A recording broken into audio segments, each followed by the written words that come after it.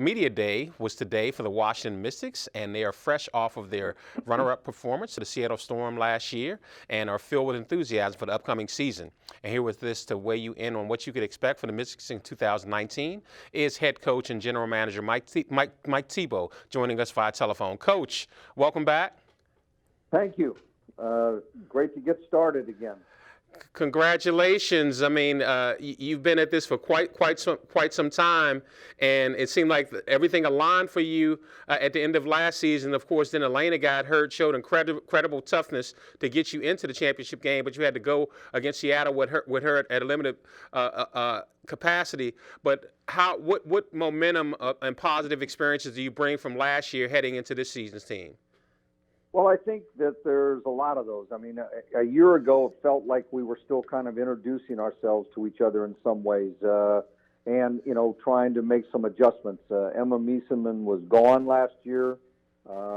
We had a new, rookie class in Ariel Atkins and Maisha Hines-Allen to blend in and trying to, kind of feel ourselves through the first part of the season. But, obviously we got it together in the right direction the last third of the season and had great momentum going into the playoffs. So I feel like we can pick up where we left off in, our preparation and the things that we're good at. And then we get to add Emma back into this for part of the season. She's going to miss about a 10-game stretch in June, but we'll have her back for the last part of the season. And, that'll be a big plus for us. In a year of playing together like we did a year ago, just only makes you stronger and, wiser as to how to play together. And we have a lot to build on. Now, Coach, getting Emma back, at least for 2/3 of the season, is that like having a top 5 pick join your roster? No question. I mean, people were talking about what you can go out and get in free agency. There wasn't anything better than getting Emma Miesemann back for our team. She's an all-star already. She complements the players we have. She's smart. She knows, the system and where she fits in. And we've gotten better since she was last year. And so I think she's excited about, the group she's playing with right now. Now, your team really took a step up when you inserted Sanders into the starting lineup at center. With Miesemann coming back, do you see those 3 bigs playing, or are you going to just wait to see how things evolve? Well, we're going to have to wait to see how it evolves in one sense. Emma's going to be here for the first 3 games, and then she needs to leave to go with her national team to try to qualify for the Olympics. So my gut feeling right now is to keep the starting lineup intact that played in the playoffs and bring Emma off the bench for those 3 games so that we aren't disrupting a lineup when she leaves. And then when she comes back, we'll kind of play it by ear and figure it out. I think, we don't want to play Elena huge minutes at the small forward, even though, that gets maybe some of our best players on the floor more often. The rhythm isn't quite the same. So I think, the plan is to play Elena maybe 10, 12 minutes a game in a bigger lineup that we used 2 years ago and, mix and match it a little bit. And, it sometimes might just be based on scouting reports on the opponents we're playing. A team like LA, who's going to be very big this year, that lineup might be a really good thing for us on the floor, where it might not be as good against a team maybe like Connecticut, who has 3 small perimeter players on the floor. So that's going to be a decision probably, sometimes game by game, not necessarily by the starting lineup, but just how you rotate the minutes and who plays with who. Now, we talked about you getting Emma back is like getting a top 5 pick. You were able to get Kiara Leslie this year, but having such a stacked roster, does that give you the luxury to bring her along slowly? Well, unfortunately, she's going to have to come slowly now or not at all for a while. She has an injury that came to us undiagnosed from her college season. Why it wasn't diagnosed, we're not quite sure, but she's met with our doctors today, and there's a chance that she may be undergoing arthroscopic surgery on her knee, and until they go in, they may not know whether that's a 6-week or 16-week kind of rehab. Oh, wow. We won't know till, later in the week, but that's a setback. Luckily for us, I mean, we have a deep team. The trade we made last year for Ariel Powers, she plays that position and was a big factor for us down the stretch. The plan for Kiara Leslie was to just kind of bring her along slowly and see where she fits. So I guess that's where we are no matter what now. How excited are you to start the new season at your new arena? Oh, it's a huge boost. The home court advantage that we can get playing in this arena will be terrific. You know, we love Cap One Center, but 20,000 seats is way too big for us. We can, you know, count on maybe sellouts on a lot of nights and create the atmosphere that we had in the playoffs at GW and George Mason last year, which I think everyone agrees was, you know, a great playoff atmosphere, and it gave us a huge boost. Coach, this is Coach Jimmy Fly. I just wanted to ask you about Ariel Atkins last year coming in as a rookie.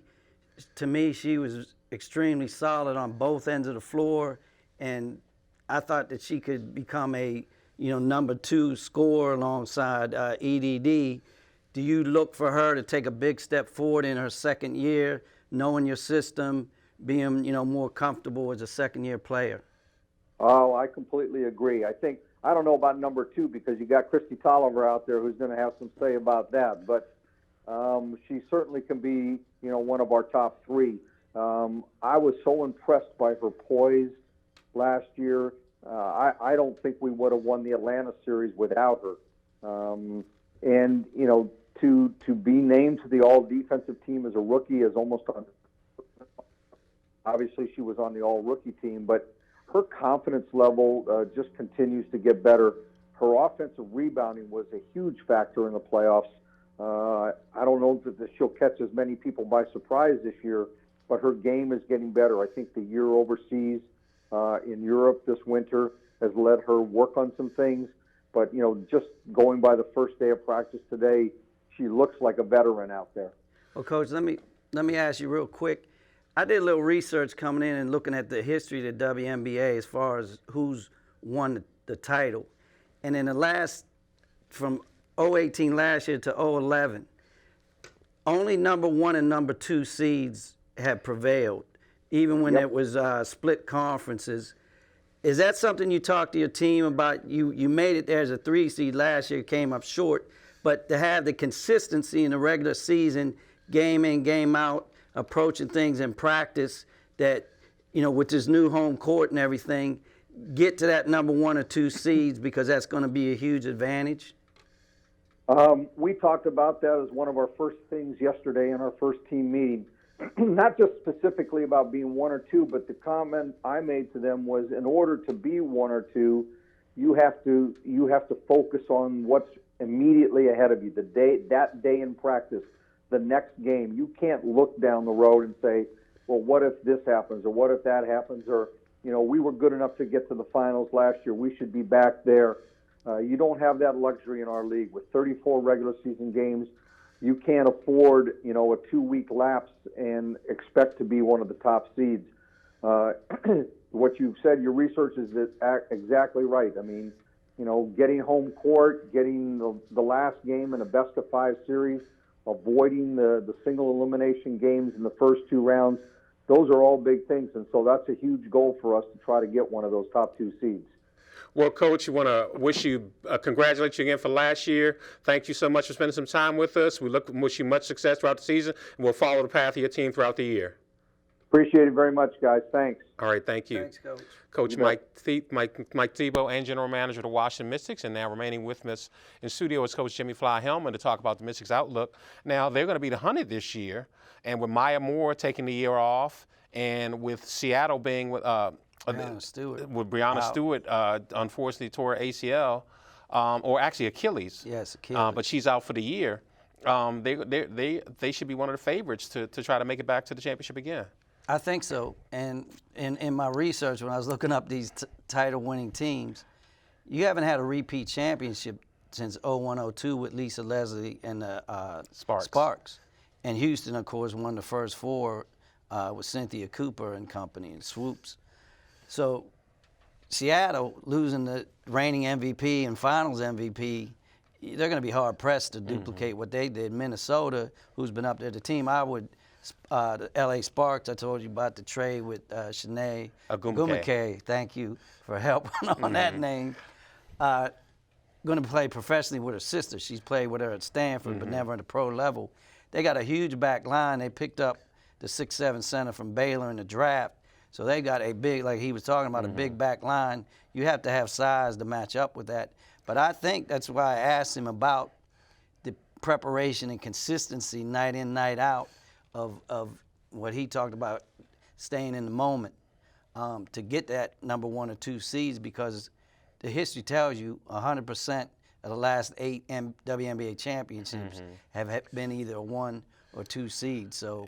And Jimmy, it's going to be a great home court advantage. We were able to see that in the playoffs when they played at GW. Smaller venue, but it was packed, and you could see the noise level. The noise levels. So they're really huge. going to have a true home court advantage for the first time in several years. Yeah, I like it. It's going to be intimate.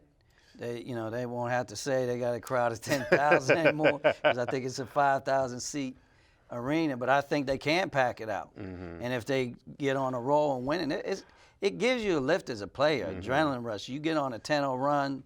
The crowd gets in a frenzy, and it affects the other team. So I think that's good for a couple wins a year in because itself. they destroyed Los Angeles in the playoffs, and they had just beaten Minnesota. Yeah, it was like an avalanche. I mean, I was at that game, and the noise, and they were rocking, and you feed off of it.